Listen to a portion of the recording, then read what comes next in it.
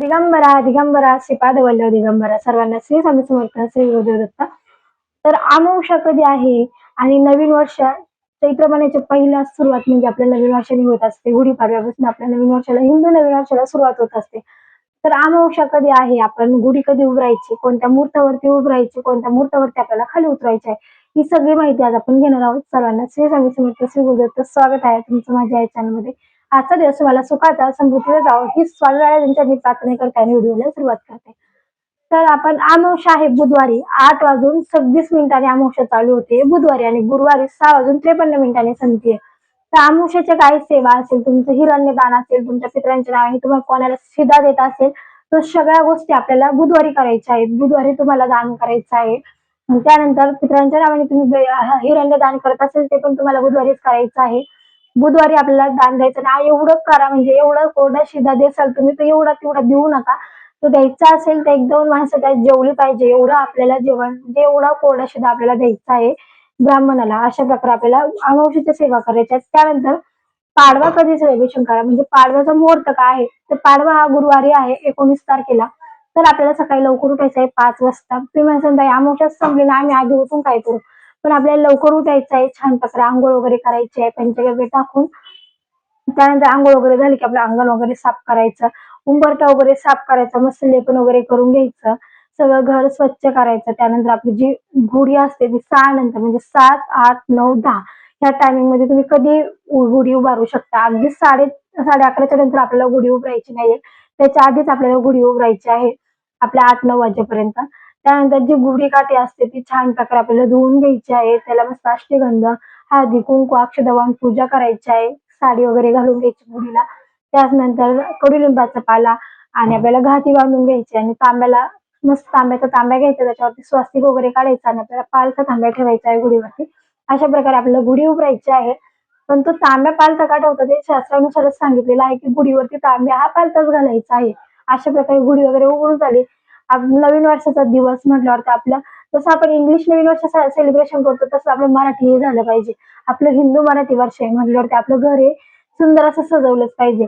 तर आपल्या घराच्या माग कुठेही तुमच्या जवळपास आंब्याचे टाळे असतील, मस्त आपल्या घरात आंब्याचे टाळे लावा जागी जागी, किंवा मग आपल्या दाराला मस्त तोरण वगैरे लावा आंब्याच्या झाडांचं, किंवा मग तुम्ही झेंडूची फुलं आणसाल, फुलांचं मस्त असं आंब्याच्या टाळ्याचं वगैरे तोरण लावून घ्या. छान प्रकारे आपलं घरही सजवा जसं नवीन वर्ष सुरू झाले म्हटल्यावरती.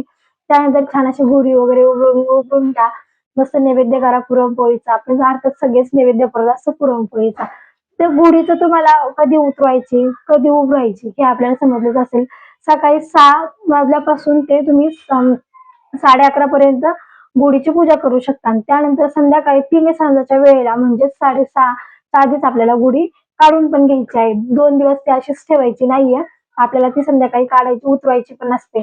त्याच्यानंतर संध्याकाळी आपण मस्त असं कवळ्या पानांचा आपल्याला म्हणजे लिंबाची पानं आपण लावतो ना, कडुलिंबाची पानं, ती कवळी पानं घ्यायची, मस्त असं गुळ वगैरे घ्यायचा, गोल गोल गोळ्या करायच्या आणि सगळ्यांना एक एक प्रसाद म्हणून द्यायचा. आरोग्यासाठी खूप चांगले कडुलिंबाचा पाला. कोणी लोक ते दात पण घासतं, पण आपण इतर टायमाला नाही घासत, निदान त्या दिवशी का होईना पण कडुलिंबाच्या पाण्याने म्हणजे ती काठी असते आणि दात वगैरे स्वच्छ करायचे, कारण ते आरोग्यासाठी चांगले आहे म्हणून. आपण इतर टायमाला करत नाही तर निदान ह्या दिवशी तरी करावं. आणि खूप छान अशी नवीन वर्षाची सुरुवात होते. कोण गाड्या घेतं, कोण काय काय नवीन वस्तू घेतं, कोण सोनं खरेदी करतं, कोण चांदी खरेदी करतं, कोण नवीन गाड्या घेतं, नवीन सायकल घेतं. अशा प्रकारे आपण शॉपिंगही करत असतो, खरेदीही करत असतो. आणि छान मुहूर्त म्हणजे नवीन वर्षाचा दिवस असतो म्हणून आपण या सगळ्या वस्तू घेत असतो खूप छान प्रकारे. त्यानंतर आपल्याला सेवा काय करायच्या, गुढीपाडव्याच्या दिवशी आपल्याला सेवा काय करायच्या, तर आपल्याला व्यंकटेश स्तोत्राचं पठण करायचं आपल्या घरात. तुम्ही 11 वेळा करा, 7 वेळा करा, किंवा मग 21 वेळा करा, पण व्यंकटेश स्तोत्राचं आपल्याला पठण आपल्या घरात या दिवशी करायचं आहे. त्याचबरोबर आपल्या घरातले देव असेल, स्वामींची मूर्ती असेल तुमच्याकडे, किंवा आपले प्रत्येक देवाची मूर्ती आपल्या घरात असतील, जर स्वामींची मूर्ती असेल वेगळ्या देवांची, सगळ्यांना पंचामृताने छान असा अभिषेक घालून घ्या. आपल्या स्वामींच्या मूर्तीवरती पंचामृताने जलाभिषेक घालून घ्या. आणि अभिषेक घालताना आपल्याला श्रीसूक्त, पुरुषसूक्त, अथर्वशीर्ष, कालभैरव अष्टक अशा सगळी सेवा घ्यायची आहे. कारण आपल्या वर्षाचा पहिला दिवस असतो. त्याच्याच दुसऱ्या दिवशी आपल्या स्वामींचा प्रगट दिन आहे, म्हणजे सुरुवातही आपली हिंदू नवीन वर्षाची गुरुवारीच झालेली आहे आणि इंग्लिश वर्षाची फक्त गुरुवारीच झालेली आहे. त्याचबरोबर दुसऱ्या दिवशी आपला प्रगट दिन आहे.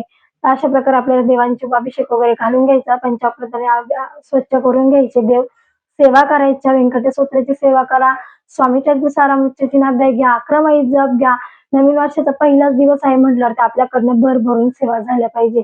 आणि त्याच दिवशी गुरुवार आहे, जेवढं सेवा करता येईल तेवढं सेवा तुम्ही नवीन वर्षाच्या निमित्ताने करा. काही वस्तू आणल्या असेल छान प्रकारे पूजा वगैरे करून घ्या. अशा प्रकारे आपल्याला या दिवशी सेवा करायच्या आहेत. त्याचप्रमाणे नैवेद्य आपण जसं सणासुदीला दाखवतो ना स्वामींच्या म्हणजे आपल्या देवघरात, तसा हा नैवेद्य रोज दाखवायचा असतो. तुम्ही काहीही करा, तुम्ही साधी पोळी भाजी केली ना तरी पण ती आपल्याला देवाला दाखवायची आहे. 2 ते 3 टाइम म्हणजे संध्याकाळी सकाळी आपल्या देवाला हा नैवेद्य दाखवायचा असतो. कारण ह्या गोष्टीने काय होतं, आपण रोज देवाला नैवेद्य दाखवतो ना, त्याच्याने तो नैवेद्य आपण घरातल्या लोकांनी खाल्ला गेल्यानंतर घरातल्या कटकटी, वाद विवाद हे संपत जातं. म्हणजे आपल्या घरात वाद होत नाही, कटकटी होत नाही, रोज स्वामींचा नैवेद्य ग्रहण केलेले. म्हणून आपल्या घरातला काही बनू दे, तुम्ही काही बनवा, शॉर्टकट बनवा किंवा मग साधं दूध जरी घरात असेल ना तरी पण दुधाचा का होईना पण नैवेद्य हा स्वामींना सकाळ संध्याकाळ आपल्या घरात देवाला दाखवत जा, म्हणजे आपल्या घरात शांतता राहील म्हणून. तर सर्वांना व्हिडिओ आवडला असेल तर लाईक करा, शेअर करा, कमेंट करा आणि सबस्क्राईब करायला विसरू नका. सर्वांना श्री स्वामी समर्थ, श्री गुरुदेव दत्त. आणि व्हिडिओ हा न स्किप करता संपूर्ण बघा, कारण खूप काही माहिती असते आपल्याला माहित नसतं, आपण मागे पुढे जाऊन बघत असतो. तर मुहूर्त आहे 6 वाजून 11 वाजेपर्यंत आपण गुढी उभारायची आहे. त्याचबरोबर संध्याकाळी 6:30च्या आतमध्ये आपल्याला ती काढायची पण आहे. अशा प्रकारे सर्वांना